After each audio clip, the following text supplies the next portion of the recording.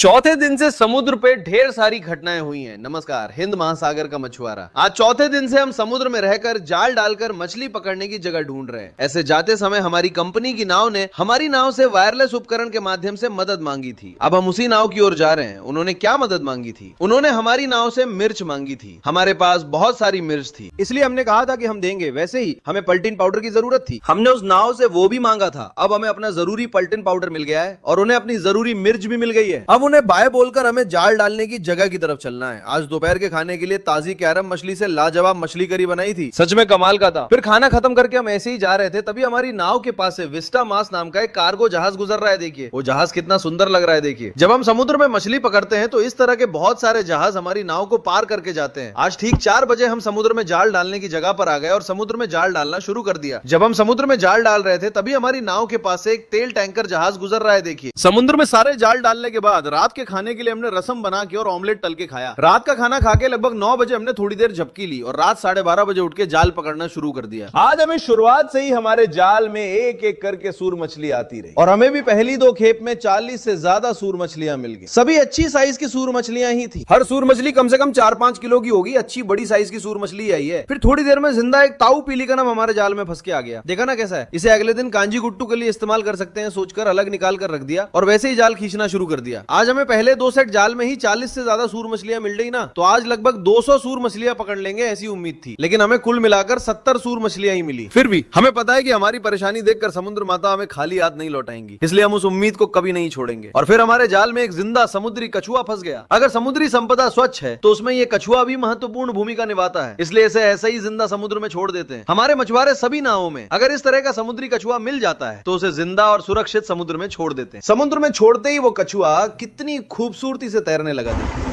और फिर आज सुबह के खाने में कांजी के लिए हमारे रसोइये ने सूरमीन से एक शानदार वड़ा बनाया था। हमारे समुद्र में काम करने के बाद लगी भूख में वो भी कांजी के साथ इस तरह का एक मछली वड़ा रख के अगर हम ये सब समुद्र पर ही खाएं तो स्वर्ग है। आगे समुद्र पर होने वाली घटनाओं को अगले एपिसोड में देखेंगे। बाय दोस्तों।